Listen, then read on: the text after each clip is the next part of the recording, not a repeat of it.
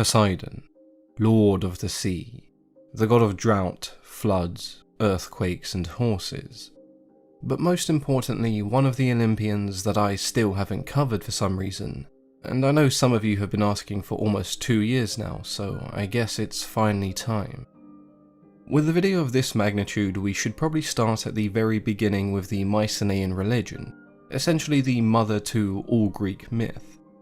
Before we begin, we have to put aside any image of the Greek pantheon that we think we have, because the Mycenaean pantheon is pretty much the foundation that all others were built from. To the Mycenaeans, Poseidon was pretty much the figurehead of their religion. The role that we now associate with Zeus originally belonged to him.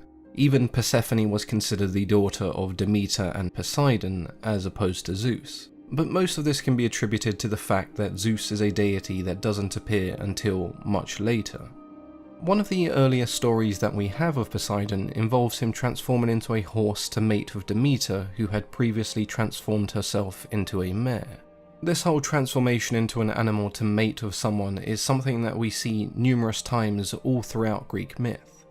The Mycenaeans did still see Poseidon as the god of earthquakes, but he was mostly associated with the underworld and its many rivers, which in itself is quite interesting because that is a role we would more commonly associate to his other brother Hades. But in the absence of his brothers, Poseidon was pretty much the 3-in-1 Swiss Army knife deity. It's hard to say with any real certainty if the Mycenaeans ever saw Poseidon as the god of the sea because we just don't know enough about the culture nor the people. But the poets that followed seem to agree that this association to the sea only came after his father was defeated. As the years passed and many different versions of the Greek religion came and went, Poseidon became one of the original 6 Olympians, the children of Cronus and Rhea, whom all except Zeus were swallowed at birth by their father.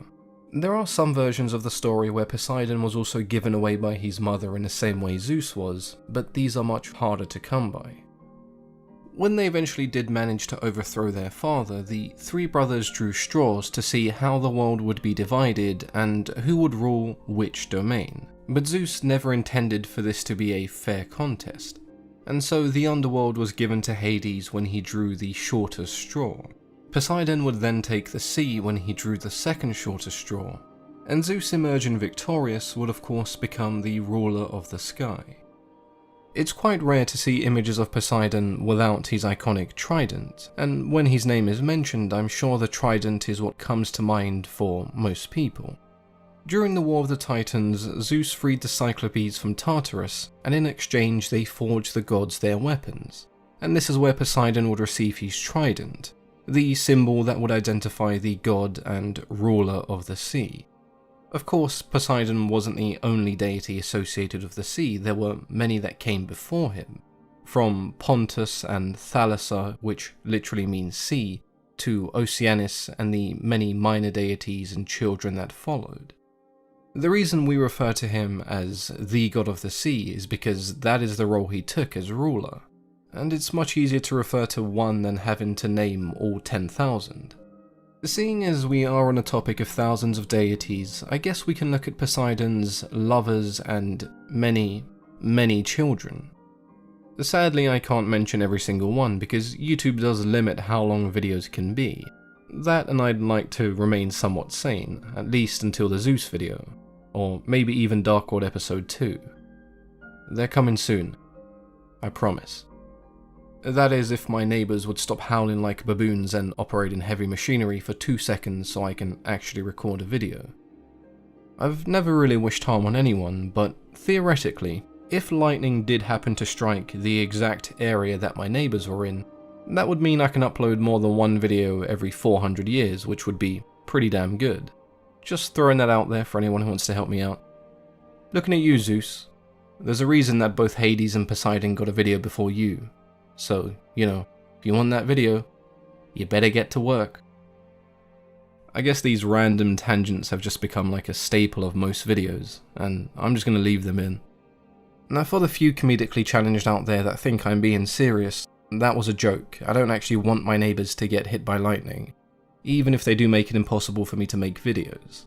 But theoretically, if a black hole opened up and swallowed them, I can't say I'd miss them too much. Anyway, back on the topic of Poseidon's many lovers and children, I guess we should start with his wife Amphitrite and the rather weird story of how they got married. When Poseidon made it known that he wished to marry Amphitrite, she attempted to flee in the hopes of remaining a virgin. Rather than pursue her himself, Poseidon sent his dolphins to bring her back. And yes, if you are wondering, dolphins are pretty much dolphins, except they were spirits in the service of Poseidon.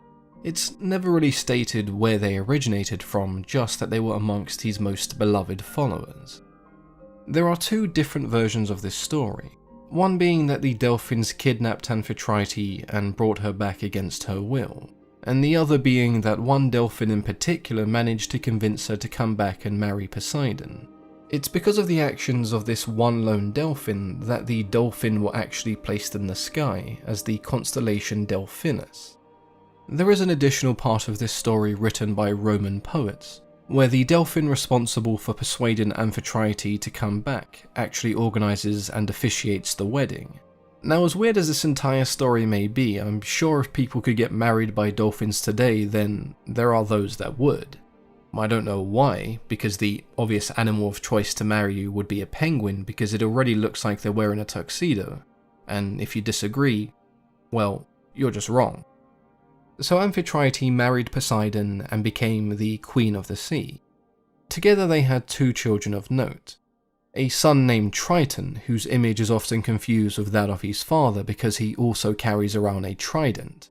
The main difference between the two was that Triton had the upper body of a man but a fish's tail, pretty much just making him a giant merman. The Tritonese was also the name given to sea spirits that resembled mermen, so I guess that is one of the possible origins. They also had a daughter named Rhodos, who was the personification of the Greek island known as Rhodes, but not every poet seems to agree that Poseidon was the father, rather that she was the daughter of Amphitrite and an unnamed man. Regardless, both Amphitrite and Triton lived with Poseidon in his golden palace found in the Aegean Sea. Similar to Hades, he spent most of his time away from Olympus unless he was called upon. While married to Amphitrite, one of his many lovers was the nymph Scylla. When Amphitrite eventually found out about this affair, she transformed Scylla into the hideous monster of the sea that we've come to know. According to the poet Nonus, Poseidon then transformed her from this hideous form into a coastal cliff found in the Straits of Messina. He also fathered two twins who were born from Medusa's neck when she was beheaded by Perseus, the winged steed Pegasus and Chrysaor, the boy born with a golden sword, also known as the Golden Giant. It's not a huge surprise, but he also had an affair with Aphrodite, shortly after Ares and her were released from Hephaestus' net, after he caught them having an affair while she was still married to him. This is where it begins to sound like one of those TV dramas targeted at bored housewives. When they were caught by Hephaestus, most of the gods thought it was hilarious to be caught in the act, but Poseidon didn't find this funny, and so he pretty much pleaded and convinced Hephaestus to let them go. And I guess this is where, in order to show her gratitude, she then had an affair with Poseidon. So at this point in the Real Housewives of Olympus, I don't really know who's supposed to be cheating on who. Aphrodite was still married to Hephaestus when she had her affair with Ares, but then she obviously left him for Ares to have an affair with Poseidon, who was still married to Amphitrite. And just to make everything even more confusing, if Amphitrite's daughter was from an unnamed man, does that mean she had an affair on Poseidon while he was doing the very same? I honestly have no clue. But if you think that's confusing, then wait till we get to Zeus's love life. I personally recommend that you take my approach when it comes to the gods and their many relationships. Just nod your head, say, "Oh, okay then," and accept that there's no point in searching for any semblance of logic, and move on. The children of Poseidon are pretty much an endless list. He fathered gods, demigods, nymphs, giants, animals, as well as a host of mortal children. So a good rule of thumb in Greek myth is if it breathes, there's a good chance it came from either Zeus or Poseidon. Some of his most famous mortal children included Bellerophon, Theseus, and Lamia. It's also pretty ironic that many of the gods hated the giants, but Poseidon was father to quite a few. including Orion, Otus, Chrysaor, and the Allodae. But I'm sure the offspring that you want to hear about the most was the animal offspring. We already mentioned Pegasus, and with Poseidon being the god of horses, it makes sense that he would have more than one horse child. So along with the flying horse Pegasus, there was also Arion, the fastest of all horses who could also speak. There was also Chrysomylus, a golden fleeced flying ram who was also capable of speaking.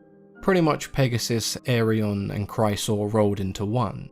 So either the ancient Greeks ran out of ideas, or after years of experimentation, Poseidon had finally created the best mutant ram child thing. I'll leave you to decide. So with that out of the way, I guess we can take a look at some of the stories that Poseidon was involved in, which is quite a few.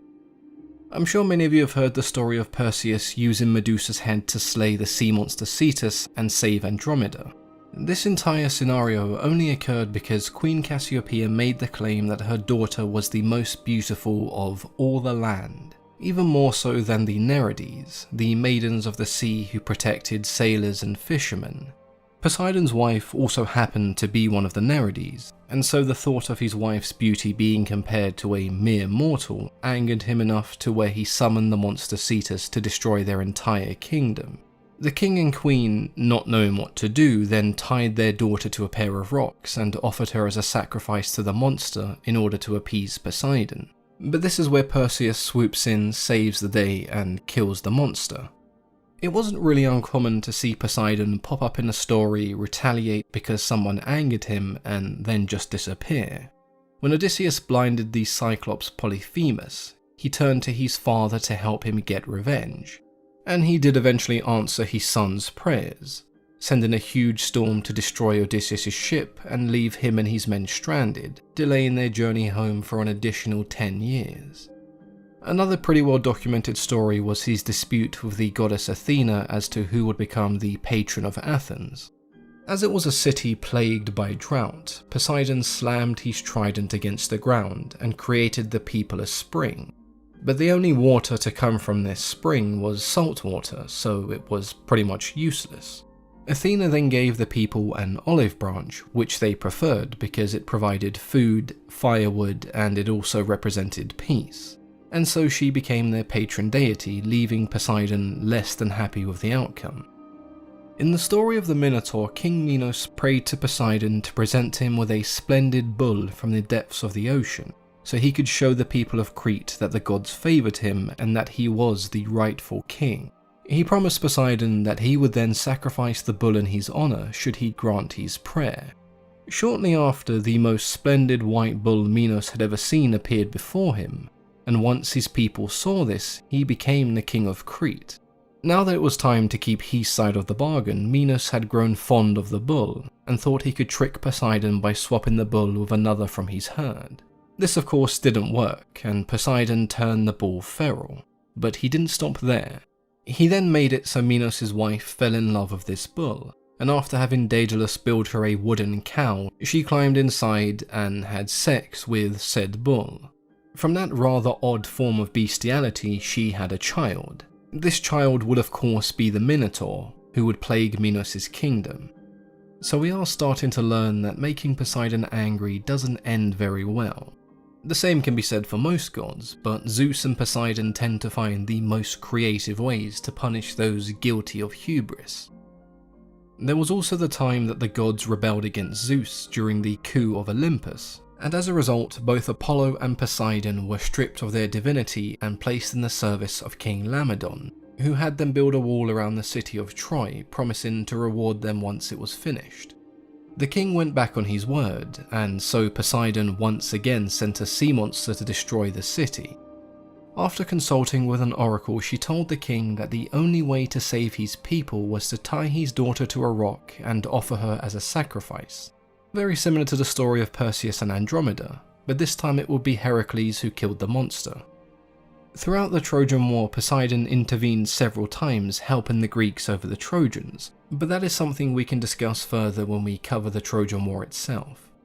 The cult of Poseidon may arguably be one of, if not the biggest throughout ancient Greece.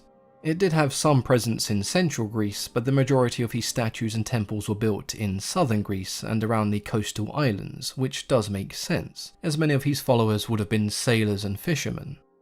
It became a fairly normal custom amongst fishermen to take a bull down to the shore and sacrifice it in Poseidon's name, believing that he would then grant them a bountiful catch the very next day. They would then sacrifice a tenth of what they caught to the dolphins so they wouldn't destroy their fishing nets, and to Poseidon so he would grant them safe passage home, averting any disaster at sea. Many also believe that he could create new islands by merely driving his trident into the ground, but the same goes when he was angered. By smashing his trident down, he would cause earthquakes, floods, and all sorts of destruction to ships and fishing villages, hence one of his names being the Earthshaker. Some would even drown horses during storms because they believe this was the only way to appease him, but this also sounds like a pretty good way to piss him off pretty quickly. For those wondering how Poseidon travelled, swimming doesn't seem like the most efficient way, so instead he rode a chariot pulled by the hippocampus, horses with a fishtail, so pretty much giant seahorses. There will always be an argument as to whether Poseidon should have been the ruler of the gods over Zeus, similar to that of the Mycenaean iteration. Ultimately, there isn't really a way of determining this without just arguing about which one of the two you prefer. Zeus was the ruler because that is what the ancient Greeks decided, so arguing that they were wrong about their own religion is pretty pointless. The poets and historians didn't come up with some kind of power scale we can measure. There are some quotes about Poseidon being able to rule if he wished, but most agree that Zeus possessed the most authority, and that is the only reliable way to determine power without speculation. So to answer the question that so many people ask, who is stronger, Zeus or Poseidon? The answer is very simply Zeus. Because if Pokemon has taught us anything, it's that thunder is super effective against water. If you would like a video detailing all of Poseidon's lovers and children, then let me know in the comments below, so I can make sure to ignore all of you because that's never going to happen. But on a more serious note, do leave a comment and a like because it does help with video interaction. I've also been told that it drastically increases your chances of not being hit by lightning, which is pretty damn good, so do it. Unless you happen to be one of my neighbours. As always, I've been your host, Mythology and Random Tangents Explained.